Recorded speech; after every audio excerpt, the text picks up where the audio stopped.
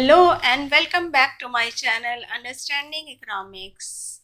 So guys, let's start with the topic Law of Returns to a Factor. Guys, if you want to grasp it properly, to understand properly, watch till the end of the video.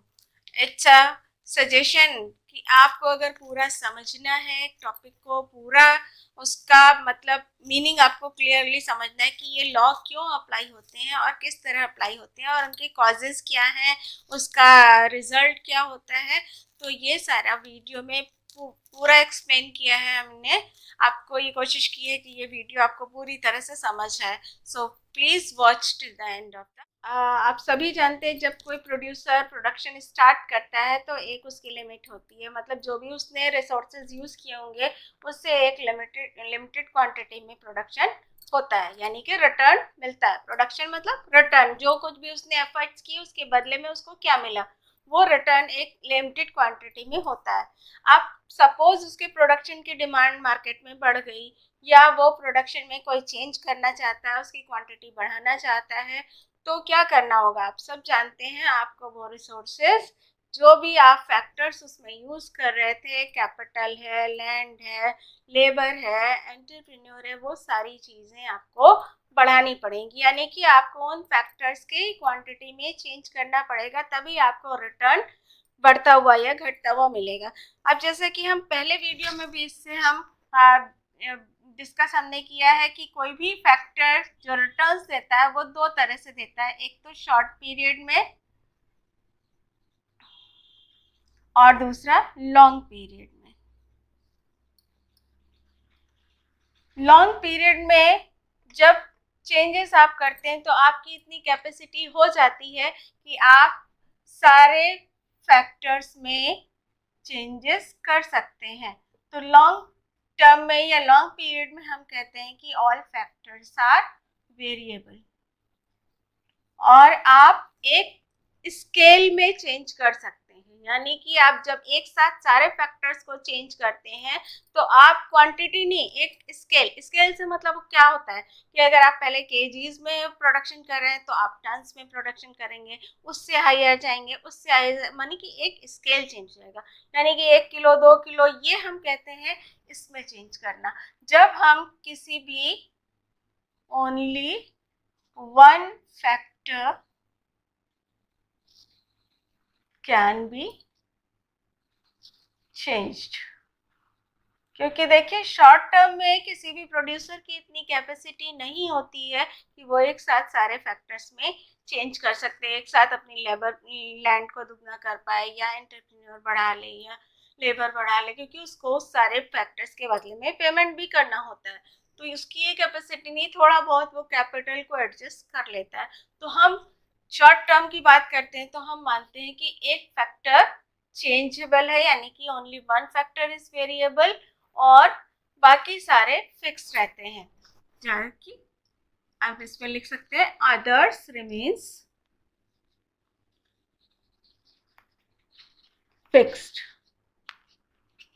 ठीक है, ये होता है short period में हम एक factor को change करते हैं और लॉन्ग पीरियड में हम सारे फैक्टर्स को चेंज कर सकते हैं।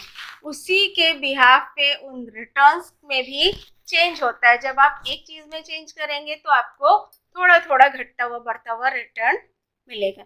जब आप सारे फैक्टर्स में चेंज करते हैं तो आपको एक स्केल चेंज होता है। तो हम इनके बदले में जो आता है इससे रिलेटेड, जो शॉर्ट पीरियड से रिलेटेड होता है, उसको हम कहते हैं laws of returns to a factor.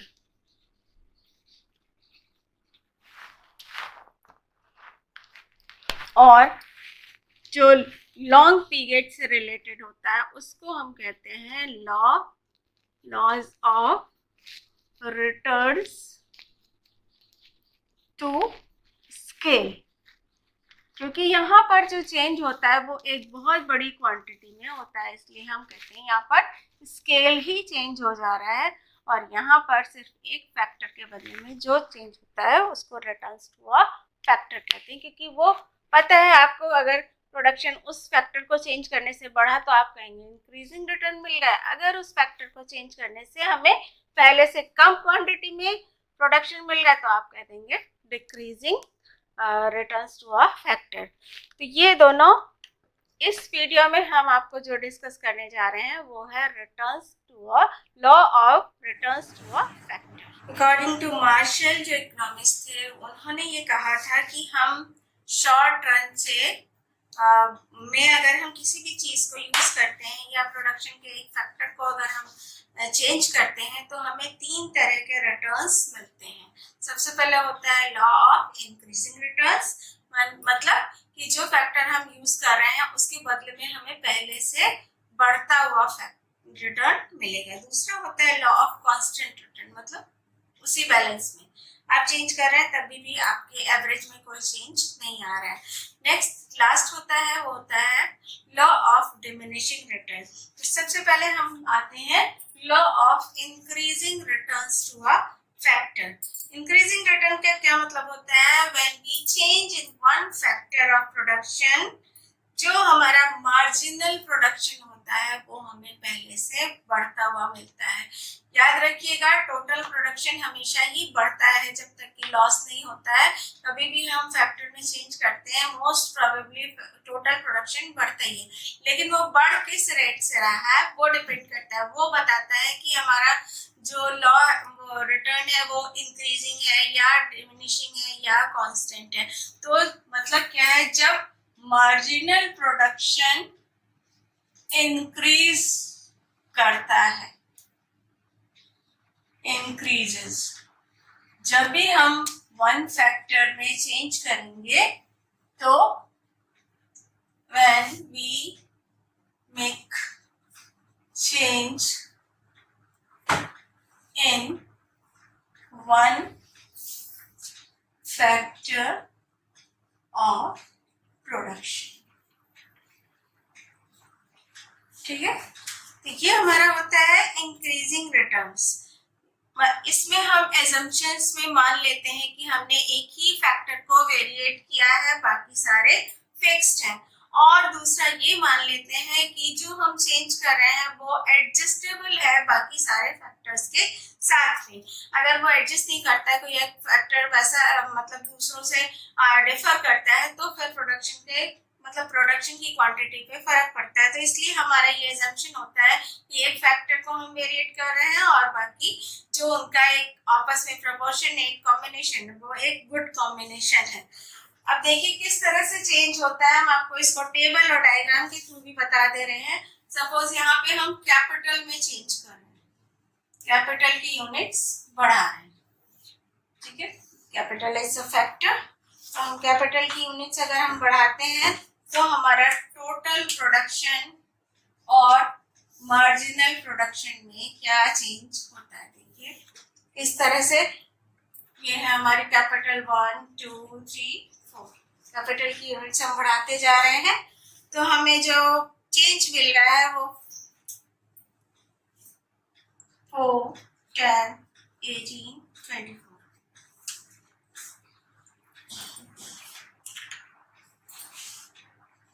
28। Now first पे 4, देखिए कैसे कैलकुलेट किया था हमने, लास्ट वीडियो में आपको बताया भी था। जो हमारा लास्ट टोटल प्रोडक्शन है उसको पहले वाले में से माइनस कर देते हैं 6। अब नाउ 18 माइनस 10 8 और 28 माइनस 18 यानी कि 10। देखिए मार्जिनल प्रोडक्शन एक यूनिट पे था 4, 2 यूनिट लगाई 6 हो गया, 3 यूनिट्स पे 8 है और 4 यूनिट्स पे 10 है। यानी कि टोटल प्रोडक्शन इंक्रीज होने के साथ साथ उसका रेट ऑफ इंक्रीजिंग भी इंक्रीज हो रहा है। तो ये हम कहते हैं कि इंक्रीजिंग रिटर्न्स हमें मिल रहे हैं। ये देखिए यहाँ पर अगर हम कैपिटल लेते हैं और यहाँ पे हम मार्जिनल प्रोडक्शन ले लेते हैं, सब खाली आप दोनों बना के भी चेक कर सकते हैं। मार्जिनल थोड़ा सा कर्व जाएगा टोटल और मार्जिनल स्ट्रेट आ रहा है, क्योंकि देखिए चेंज क्या हो रहा है, इक्वल हो रहा है, दो यूनिट्स पे हो रहा है। अगर ये चेंज यहाँ पे 4 था, यहाँ पे आप कुछ भी ले सकते हैं 7 हो जाता, फिर 7 के बाद बस आपका जो रेट ऑफ चेंज है वो इंक्रीजेस होना चाहिए, घटना नहीं चाहिए। तो आप टेबल अपनी अकॉर्डिंग भी बना सकते हैं, कोई जरूरी नहीं है हमने ये आपको टेबल दी है तो ये आप बनाइए। बस ये ध्यान रखिएगा आप जो भी क्वांटिटी लेते हैं वो आपको लर्न करने में और प्रेजेंट करने में इजी होनी चाहिए, वरना आप ही के लिए कैलकुलेशन डिफिकल्ट हो जाएगा और उसको एग्जाम में एक्सप्लेन करने में प्रॉब्लम होती है। फिर इसलिए हम लोग ऐसी यूनिट्स लेते हैं जो हम प्रेजेंट कर सके इजीली और जो हमको लर्न हो सके इजीली। सो ये हो गया हमारा इंक्रीजिंग रिटर्न्स। किस तरह से हो रहा है आप देखिए, उसमें रीजंस क्या होते हैं, क्यों ये अप्लाई होता है, उनके कुछ रीजंस हैं। जैसे फर्स्ट रीजन, आपका सबसे पहला रीजन ये होता है कि इंडिविजुअलिटी ऑफ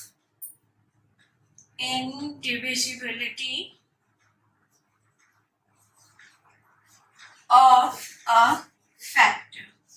इंडिविजुअलिटी मतलब जब भी कोई प्रोड्यूसर प्रोडक्शन स्टार्ट करता है तो उसकी इतनी कैपेसिटी नहीं होती कि जो, जैसे सपोज मशीनरी है या बिल्डिंग है, उसका हम फुल ऑन यूज नहीं कर सकते at the start of the production. तो वो क्या होता है, जैसे जैसे हम फैक्टर्स बढ़ाते जाते हैं उन चीजों का हमारा फुल यूटिलाइजेशन होने लगता है। जैसे सपोज एक मशीन है, उसकी कैपेसिटी 10,000 मीटर कपड़ा प्रोड्यूस करने की है पर डे में।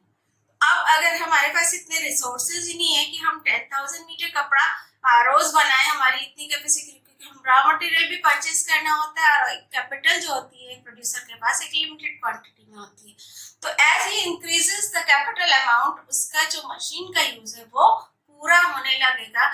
क्योंकि ये हम नहीं कर सकते कि अगर हमें आधा प्रोडक्शन करना है यानी कि 5,000 का प्रोडक्शन करना है तो मशीन को आधा कर ले, ये नहीं हो सकता, या बिल्डिंग को आधा कर ले, वो चीजें उसको पूरी की पूरी लगानी पड़ेगी। तो जैसे जैसे हम एक फैक्टर में इंक्रीमेंट करते हैं वैसे वैसे हमें रिटर्न बढ़ता हुआ मिलने लगता है। दूसरा पॉइंट जो है वो increase in efficiency.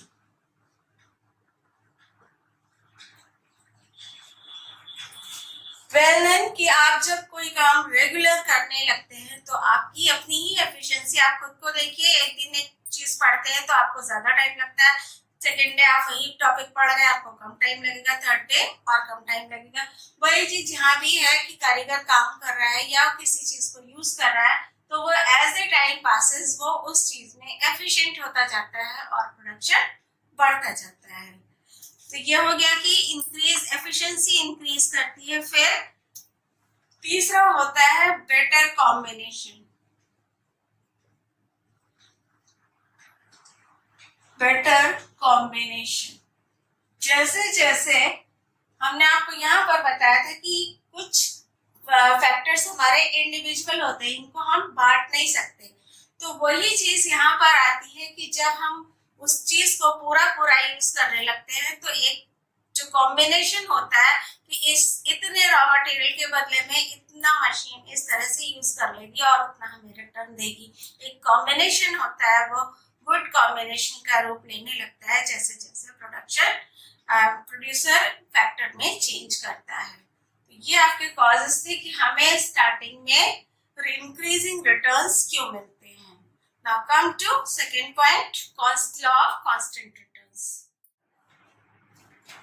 So come to the next law of constant returns to a factor. In the same way जैसे हम increases में बताते थे कि एक फैक्टर में हम चेंज कर रहे हैं, तो उसी तरह से इसमें भी when we change in one factor of production MP, क्या होगा, हमें MP जो हमें मिलेगा वो होगा increases, देखिए इंक्रीज हो रहा है at the same rate, ठीक है, when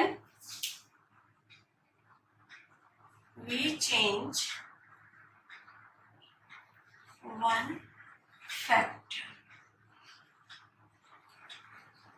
according to constant returns or to a factor, MP increases at the same rate when we change in one factor of reduction. देखिए कैसे, टेबल में देखिए उसी चीज को, यूनिट्स यहाँ पे हमने बताया जैसे आप कैपिटल में चेंज कर रहे थे, फिर टोटल, मार्जिनल, देखिए चेंज उसी तरह कर रहे हैं 1 2 3 4, ठीक है।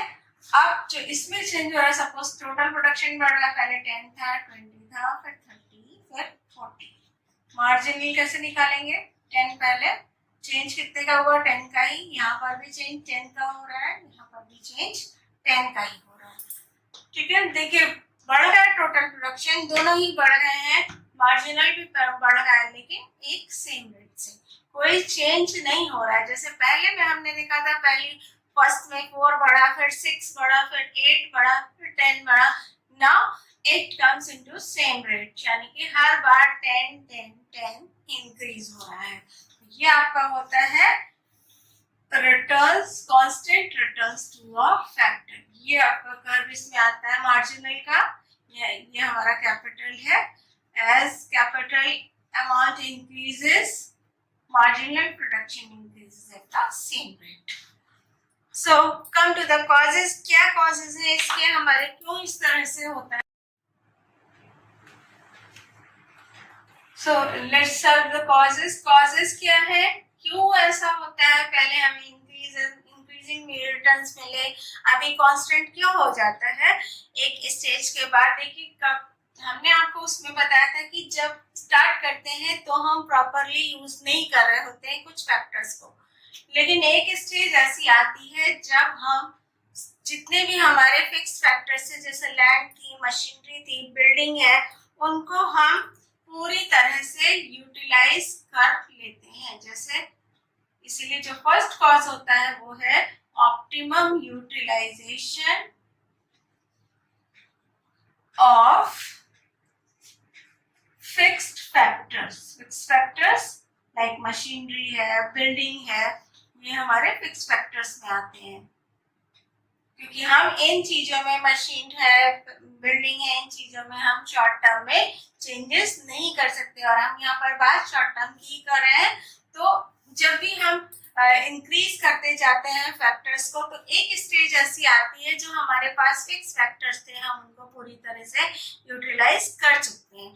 जैसे सपोज एक क्लासरूम है, स्कूल खोला गया है, 10 रूम बने, पहले तो 10 रूम में बराबर से बच्चे नहीं आ जाते, हर रूम की 30 बच्चों को बैठाने की कैपेसिटी है।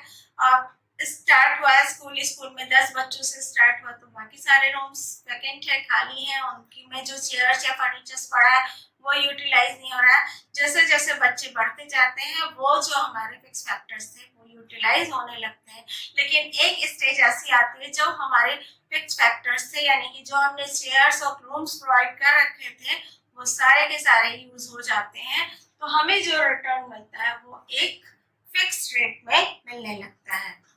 फिर जो दूसरा होता है वो होता है ideal factor ratio. Ideal factor ratio क्या होता है, आइडियल का इकोनॉमिक्स में सीधे सीधे मतलब होता है जो भी हमारे पास रिसोर्सेज हैं, जो भी फैक्टर्स हैं, उनका हम फुल्ली यूटिलाइजेशन कर रहे हैं, मतलब उनकी जितनी भी कैपेसिटी है हम उनको पूरी तरह से यूज कर रहे हैं। तो इस स्टेज में ये सपोज कर लेते हैं कि हमारे पास जो फैक्टर्स हैं अवेलेबल हैं, फिक्स्ड हैं या वेरिएबल है, हम उनको पूरी तरह से यूटिलाइज कर रहे हैं। फिर थर्ड होता है यहाँ पर most efficient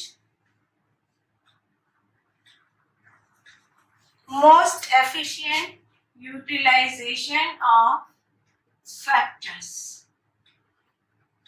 most efficient utilization, देखिए कैपेसिटी बढ़ती है किसी भी काम को करने की, जैसे जैसे हम एक पर्टिकुलर काम को करते जाते हैं हमारी उसमें एफिशिएंसी बढ़ती जाती है, ठीक है। लेकिन एक स्टेज ऐसी आती है जब एफिशिएंट मतलब जितनी भी हमारी कैपेसिटी थी वो हमने ट्राई कर ली, अब इससे ज्यादा एफिशिएंट हम नहीं हो सकते, तो हमारा जो भी था कहते हैं ना कि काम स्टार्ट करने के बाद अगर हम रेगुलर करते रहे तो उस काम की स्पीड बढ़ती जाती है, लेकिन स्पीड एक लिमिट तक ही बढ़ती है, हम उसको अनलिमिटेड नहीं बढ़ा सकते चाहे हम कितना भी कोशिश करें। तो वही चीज यहाँ पर भी अप्लाई होती है कि हमने जब स्टार्ट किया था और अब एक स्टेज के बाद हम जो यूटिलाइजेशन कर रहे हैं फैक्टर्स का वो हमने मोस्टली एफिशिएंटली कर लिया है यहाँ पर। तो दीज आर द कॉजेस कि why we get constant returns to a factor. Now come to the third law of the returns to a factor, diminishing returns to a factor. So the third law of returns to a factor is law of diminishing returns to a factor. देखिए यहाँ पर भी क्या है, as we change in one factor of production क्या होता है, marginal production starts decreasing.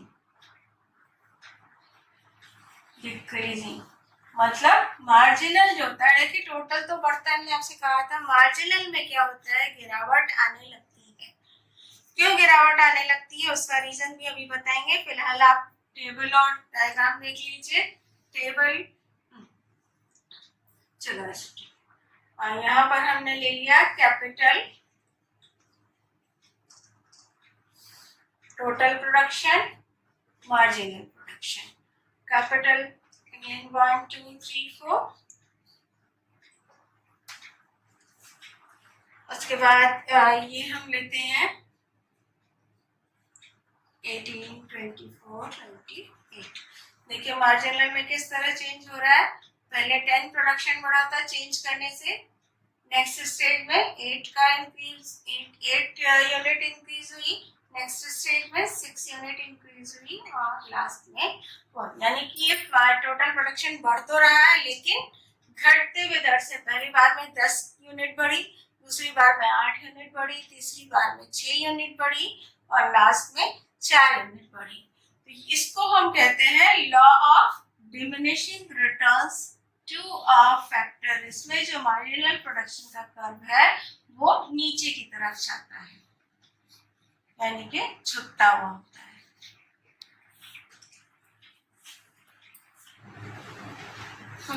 So why this law of returns to scale applies, क्यों ये होता है उसका आपको अगर बाकी दोनों समझ आ रहे हैं तो ये तीसरा भी समझ आ जाएगा। सेकंड में हमने आपसे कहा था, पहले में हमने कहा था कि पूरा यूटिलाइजेशन होने लगता है धीरे धीरे तो इंक्रीज होकर रिटर्न्स मिलते हैं।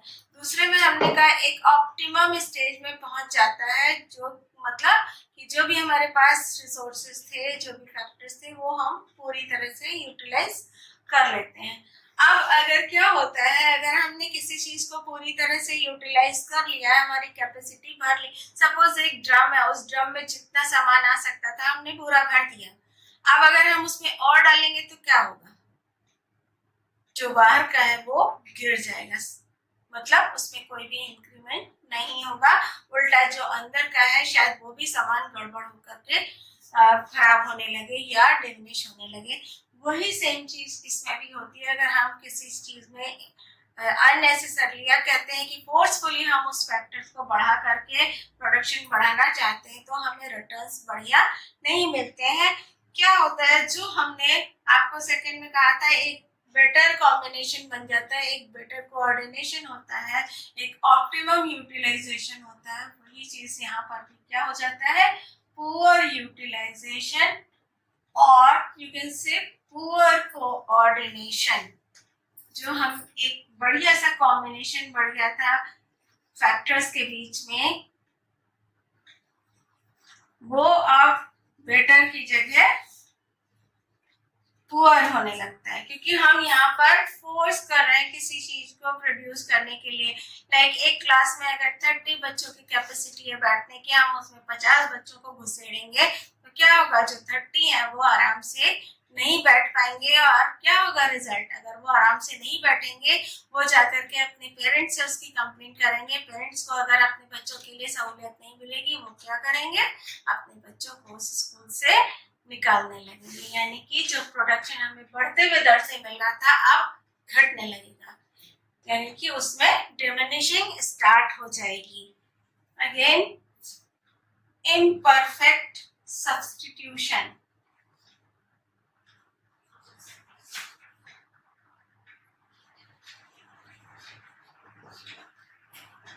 देखिए हमने ये एजम्पशन में लिया था कि हम एक फैक्टर्स को सब में कोऑर्डिनेट कर सकते हैं, ये हमने एज्यूम करा था, बट इन रियलिटी जो हम सब्स्टिट्यूट करते हैं वो पूरी तरह से किसी चीज को, किसी भी फैक्टर्स को एक दूसरे से सब्स्टिट्यूट नहीं कर सकते। लाइक हम लैंड को कैपिटल से सब्स्टिट्यूट नहीं कर सकते, लैंड को लेबर से सब्स्टिट्यूट नहीं कर सकते। हम उसकी क्वांटिटी को घटा बढ़ा जरूर कर सकते हैं कि लेबर ज्यादा लगा लें, लैंड थोड़ी है तो उसमें ज्यादा कोशिश मेहनत कर लें, कैपिटल कम है मैन पावर ज्यादा ले लें, ये कर सकते हैं। लेकिन अगर हम कह दें कि हम कैपिटल यूज ही नहीं कर रहे हैं, मैन पावर ही यूज करके काम कर लेंगे, तो ऐसा नहीं होता। तो वो एक परफेक्ट सब्स्टिट्यूशन कोई भी फैक्टर नहीं है।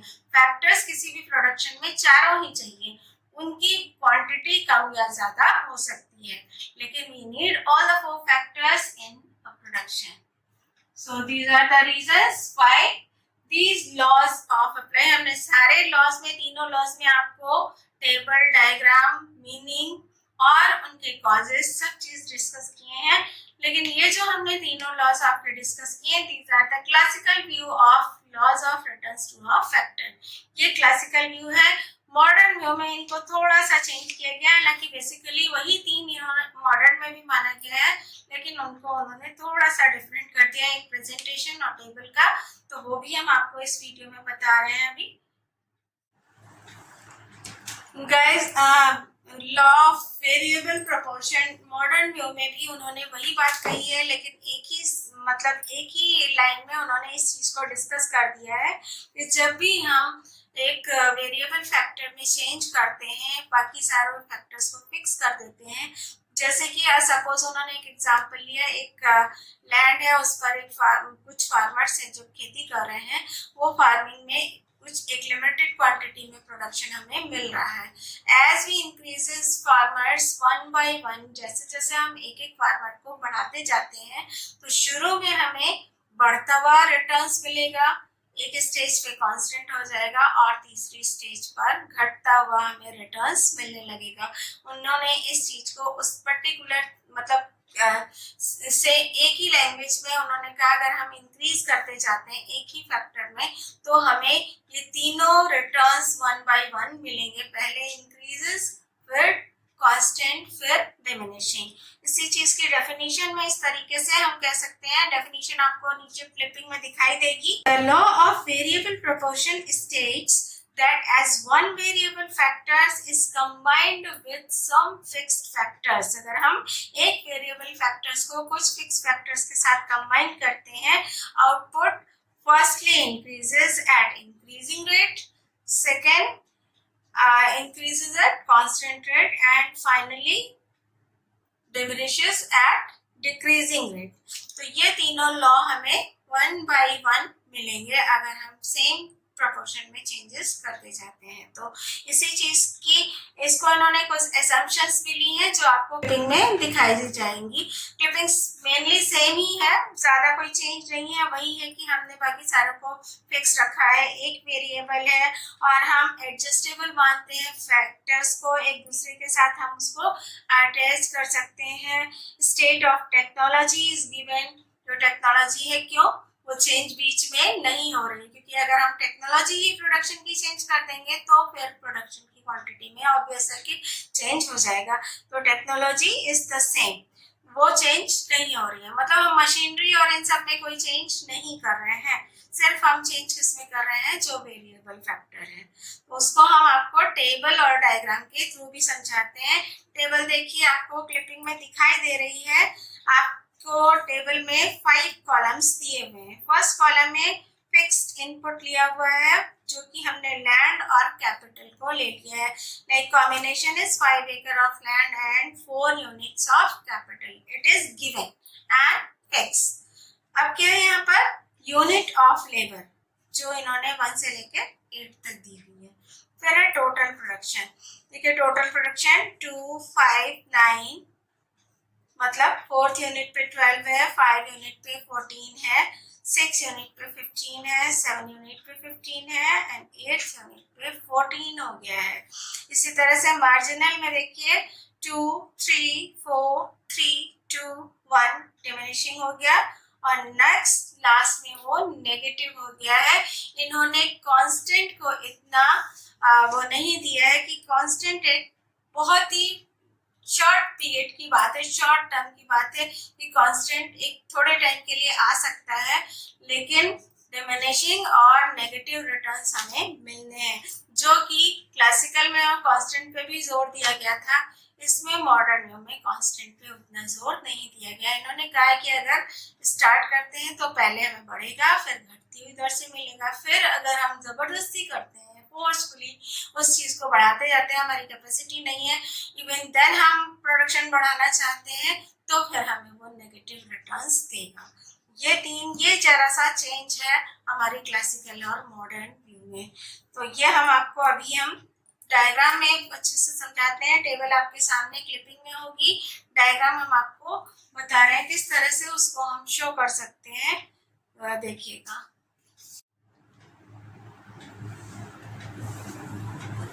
द टेबल में देखिए 3 स्टेजेस आपको दिखाई दे रही हैं।